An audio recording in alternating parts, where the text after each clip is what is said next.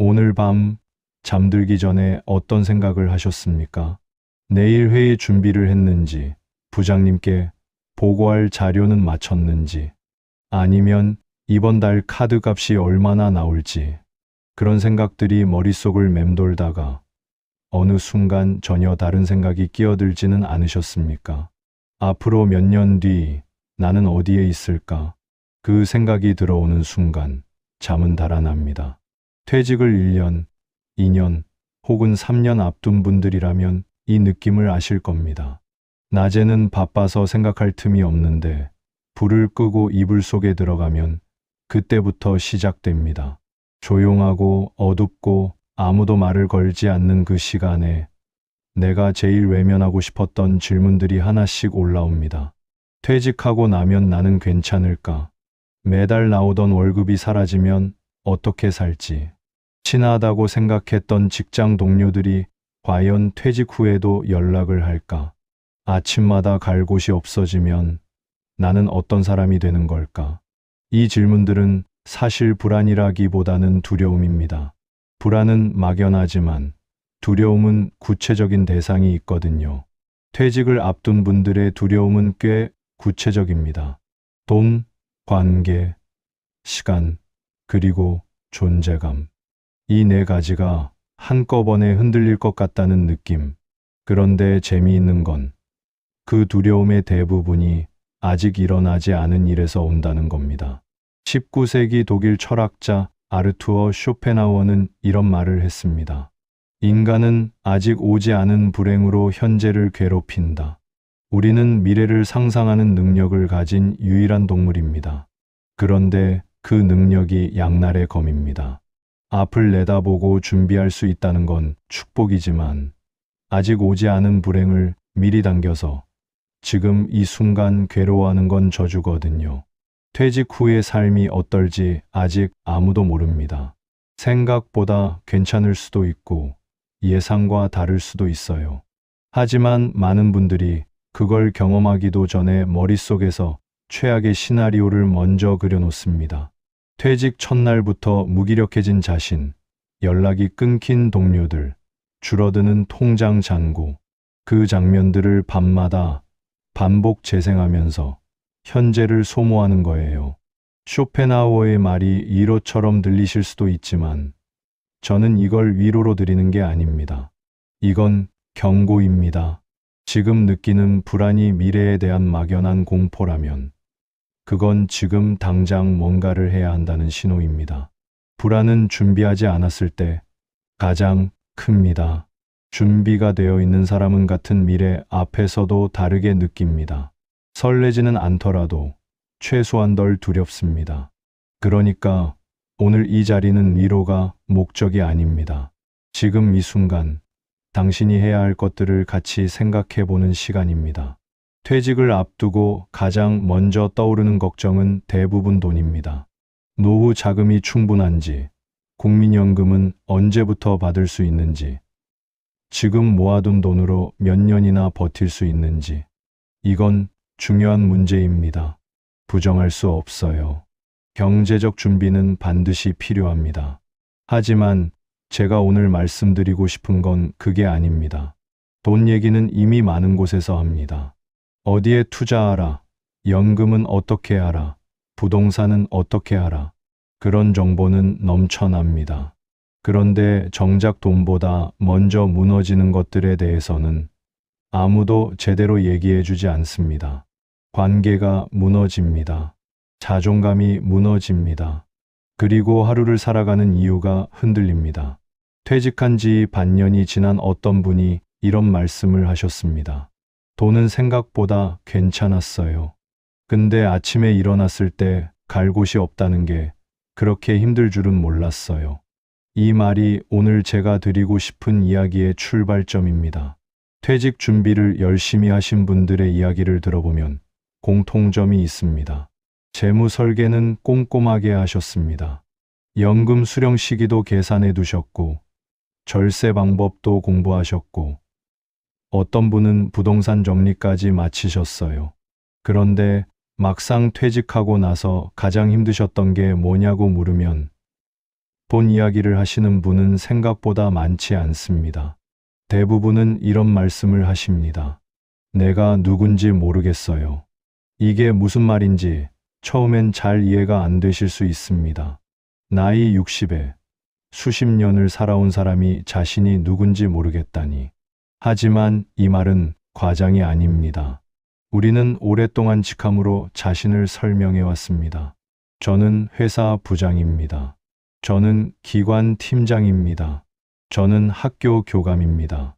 그 직함이 명함에 있었고 소개할 때 먼저 나왔고 때로는 그게 내 전부처럼 느껴지기도 했습니다.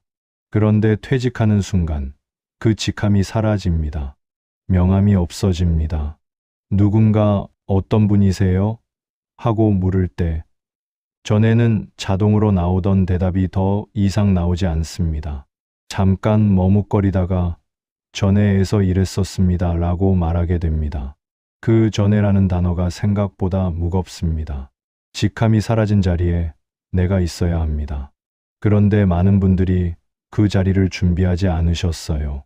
30년, 40년 동안 직장이라는 구조 안에서 살았습니다. 아침에 일어나는 이유가 있었고, 매일 갈 곳이 있었고, 내가 해야 할 일이 정해져 있었어요.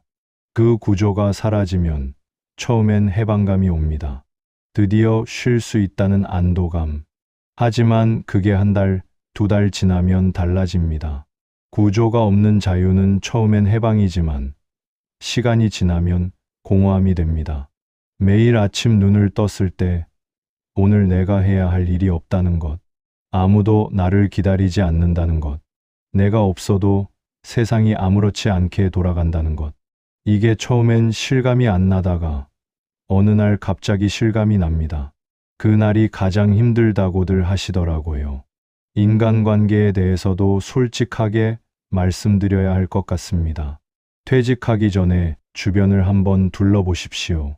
회식 자리에서 함께 웃던 동료들, 같이 야근하며 밥을 먹었던 후배들, 가끔 커피 한 잔 마시며 속 얘기를 나눴던 선배들. 그 사람들이 퇴직 후에도 연락을 할 거라고 생각하십니까? 솔직히 말씀드리겠습니다. 그중 많은 인연이 직장이라는 공간과 함께 유지되고 있는 겁니다. 매일 같은 공간에 있으니까 연락이 되는 것이고, 같은 업무를 공유하니까 대화가 이어지는 것입니다. 그게 나쁜 게 아닙니다. 그게 인간관계의 자연스러운 모습이에요. 하지만 그 사실을 모르면 퇴직 후에 연락이 뜸해졌을 때 배신감이나 서운함을 느끼게 됩니다. 그리고 그 서운함이 쌓이면 외로움이 되고, 외로움이 깊어지면 자존감이 흔들립니다.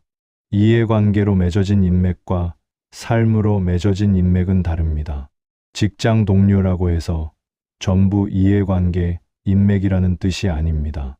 직장에서 만났어도 진짜 친구가 되는 경우가 있고, 오랜 지인이라도 실제로는 이해관계로만 연결된 경우가 있어요. 중요한 건 그 구분을 지금 미리 해두는 겁니다. 퇴직 후에도 내 곁에 있을 사람이 몇 명이나 될지 지금 한번 조용히 생각해 보십시오. 그 숫자가 작더라도 실망할 필요는 없습니다. 인생의 진짜 친구 서너 명이면 충분합니다. 하지만 그 서너 명이 지금 있는지 아니면 만들어가야 하는지 그걸 알아야 준비를 할 수 있습니다. 그렇다면 지금 무엇을 해야 할까요? 제가 말씀드릴 세 가지는 거창하지 않습니다. 하지만 이 세 가지를 퇴직 전에 해두신 분과 그렇지 않은 분의 퇴직 후 삶은 다릅니다. 첫 번째, 관계를 정리하십시오. 정리라는 말이 차갑게 들릴 수 있습니다. 인간관계를 정리한다는 게 사람을 버린다는 뜻처럼 느껴지기도 합니다. 하지만 제가 말씀드리는 정리는 그런 게 아닙니다. 지금 내 주변의 사람들을 솔직하게 바라보는 것입니다. 이 사람이 직함이 사라진 나와도 밥을 먹을 사람인가? 내가 아무것도 아닌 상태에서도 전화를 받아줄 사람인가? 내가 힘들다고 했을 때 귀를 기울여 줄 사람인가? 그런 사람이 몇 명이나 됩니까? 지금 당장 그 사람들한테 먼저 연락을 하십시오. 특별한 이유 없이 밥 한번 먹자고 하십시오. 오랫동안 바빠서 못 봤던 친구에게 문자를 보내십시오. 관계는 관리하지 않으면 식습니다. 아무리 오래된 인연이라도 오랫동안 연락하지 않으면 어색해집니다. 퇴직하기 전에 지금부터 그 관계를 다시 데워 놓으십시오. 그리고 동시에 에너지를 소모시키는 관계는 조용히 줄여가십시오. 만나고 나면 피곤한 사람, 늘 부탁이나 요구가 있는 사람, 나를 이용하는 것 같은 느낌이 드는 사람, 그 관계를 억지로 유지하는데 쓰는 에너지가 생각보다 큽니다. 퇴직 후의 삶에서 가장 중요한 자원은 돈이 아니라 에너지입니다. 그 에너지를 진짜 관계에 쓸 수 있도록 지금부터 정리를 시작하십시오. 두 번째, 공부를 시작하십시오. 자격증 얘기가 아닙니다. 퇴직을 앞두고 자격증을 따러 다니시는 분들이 많습니다. 그게 나쁜 건 아닙니다. 하지만 자격증은 도구입니다. 도구를 쓸 사람이 먼저 준비가 되어 있어야 합니다. 제가 말하는 공부는 자격증이 아니라 생각하는 힘을 기르는 공부입니다. 책을 읽으십시오. 역사를 공부하십시오. 글을 쓰십시오. 관심 있었지만 바빠서 미뤄뒀던 분야를 지금 시작하십시오. 여기서 한 사람의 이야기를 드리고 싶습니다. 조선 후기의 실학자 정약용. 이분을 모르시는 분은 없으실 겁니다. 정약용이 그 방대한 학문적 업적을 남긴 건 벼슬을 하던 시절이 아닙니다. 전라도 강진으로 유배를 떠난 뒤였어요. 직함도 없고 권력도 없고 한양의 인맥도 끊어진 상태에서 그는 18년 동안 공부하고 글을 썼습니다. 목민심서, 경세유표, 흠음신서. 이 책들이 전부 유배지에서 나왔습니다. 왜 가능했을까요? 정약용이 유배를 떠나기 전부터 쌓아온 것들이 있었기 때문입니다. 벼슬을 하면서도 학문을 놓지 않았던 것, 생각하는 습관을 유지해온 것, 자신만의 세계관을 다듬어온 것. 그것들이 직함이 사라진 자리를 채웠습니다. 직함은 외부에서 주어지는 겁니다. 하지만 내면의 자산은 아무도 빼앗아갈 수 없어요. 퇴직은 어떤 의미에서 유배와 비슷합니다. 익숙했던 구조에서 벗어나 낯선 자유 속에 던져지는 것. 그때 사람을 지탱하는 건 통장 잔고만이 아닙니다. 내가 생각할 수 있는 힘, 스스로 의미를 만들어낼 수 있는 능력. 그게 있는 사람과 없는 사람은 같은 퇴직을 전혀 다르게 살아갑니다. 지금 당장 책 한 권을 고르십시오. 오래전부터 읽고 싶었던 책, 두꺼워서 미뤄뒀던 책, 잘 모르는 분야의 입문서. 그게 시작입니다. 거창하지 않아도 됩니다. 매일 30분 책상 앞에 앉는 것. 그 습관이 퇴직 후에 당신을 지탱할 겁니다. 세 번째, 고독을 연습하십시오. 이 말이 가장 낯설게 들리실 수 있습니다. 고독을 연습하라니 외로워지라는 말입니까? 그게 왜 준비입니까? 설명 드리겠습니다. 퇴직 후에 가장 많은 시간을 함께해야 하는 상대는 배우자도 아니고 자녀도 아닙니다. 바로 자기 자신입니다. 지금 하루 중에 아무것도 하지 않고 혼자 앉아 있는 시간이 얼마나 됩니까? 아무 소리도 없이 핸드폰도 내려놓고 TV도 끄고 그냥 앉아 있는 시간. 그 시간이 불편하십니까? 많은 분들이 불편하다고 하십니다. 그 고요함이 어색하고 뭔가를 해야 할 것 같고 가만히 있으면 괜히 불안해진다고요. 그런데 퇴직 후엔 그런 시간이 아주 많아집니다. 그 시간을 불편하게 느끼는 사람은 그 시간을 채우려고 무리하게 움직이게 됩니다. 필요하지 않은 약속을 잡고 의미 없는 모임에 나가고 TV를 하루 종일 켜놓게 됩니다.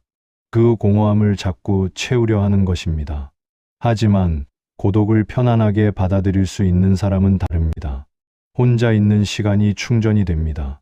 생각이 정리되고 하고 싶은 게 보이고 자기 자신과 대화가 가능해집니다. 지금부터 연습하십시오. 일주일에 한 번 아무 계획 없는 반나절을 만드십시오. 그 시간에 혼자 산책을 하거나 카페에 앉아 멍하니 있거나 좋아하는 음악을 듣거나 처음엔 어색할 겁니다. 한 달쯤 지나면 조금 익숙해집니다. 그게 쌓이면 고독이 두렵지 않게 됩니다.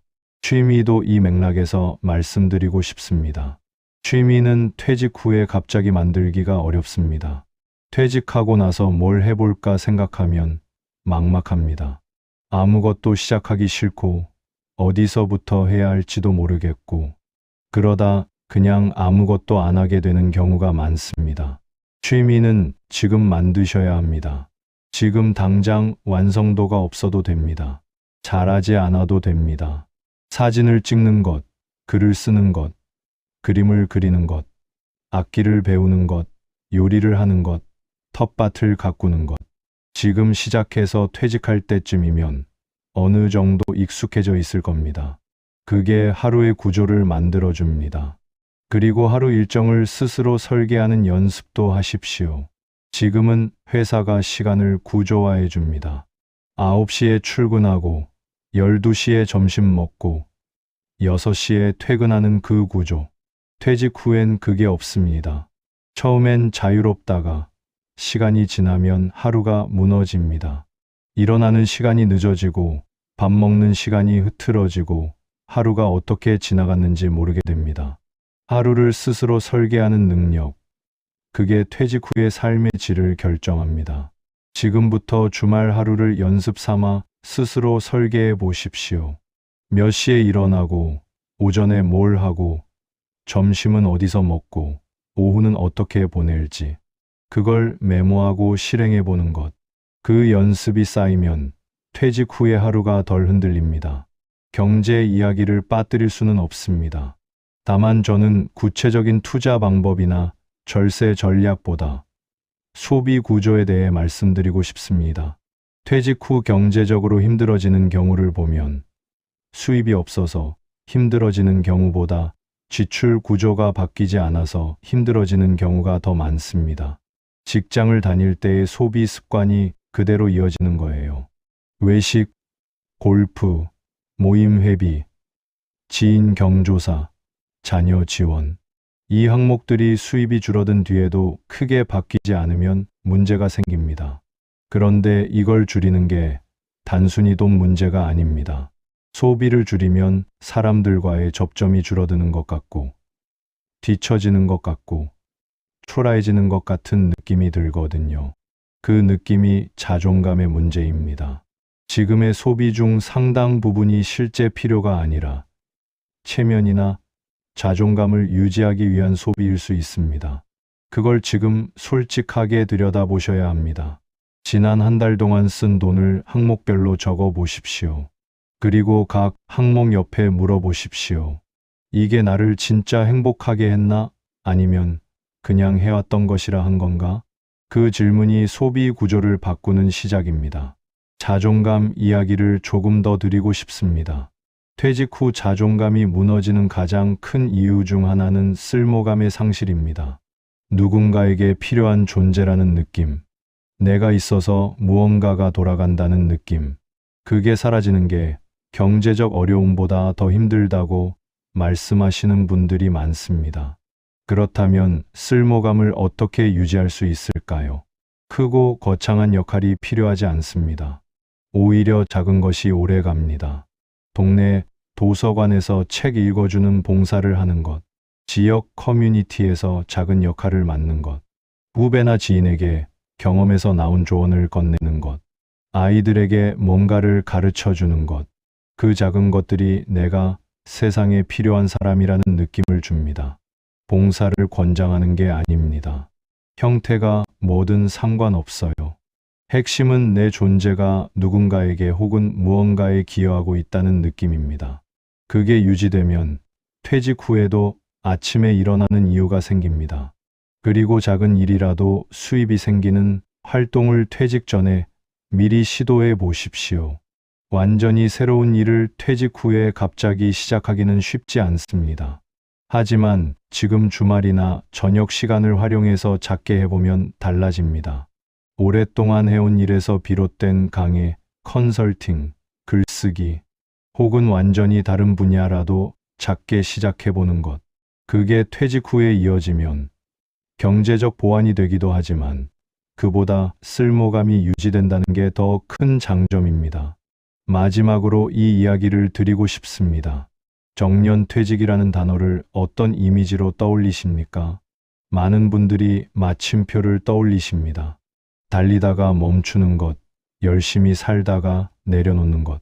그 이미지 때문에 퇴직이 두려워지는 겁니다.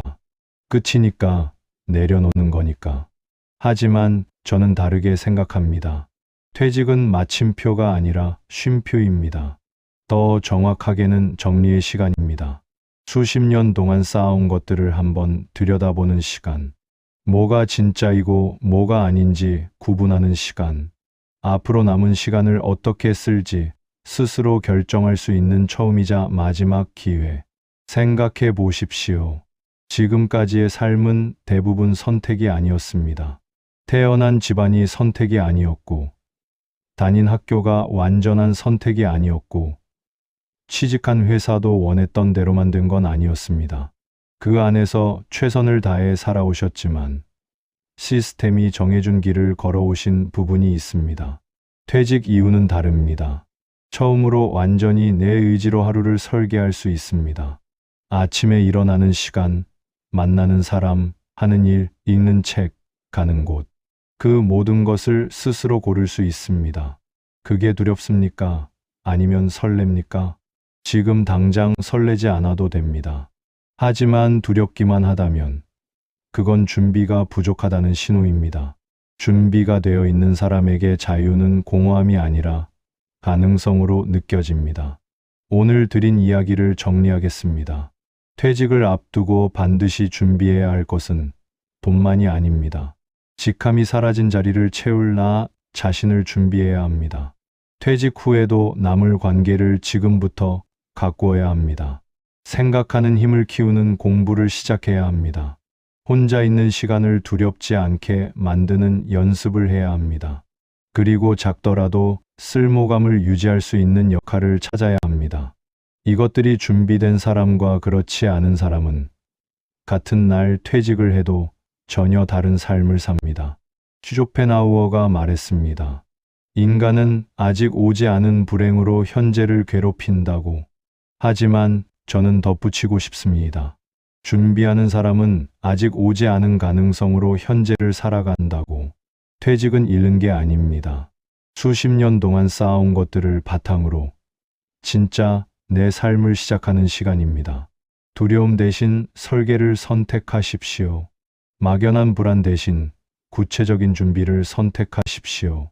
정년은 끝이 아닙니다. 정리입니다. 그리고 정리가 잘 된 사람에게는 그 다음이 옵니다. 마지막으로 한 가지만 여쭤보겠습니다. 오늘 밤 잠들기 전에 이 질문을 한번 꺼내 보십시오. 직함이 사라진 뒤에도 나는 나를 설명할 수 있습니까? 그 대답이 바로 나오는 분이라면 잘 준비되어 계신 겁니다. 그 대답이 바로 나오지 않는 분이라면 지금이 시작할 때입니다. 지금 당신은 무엇을 준비하고 있습니까? 이 이야기가 마음에 남으신다면 구독과 좋아요, 그리고 당신의 생각을 댓글로 남겨주세요. 다음 이야기에 많은 힘이 됩니다. 끝까지 들어주셔서 감사합니다.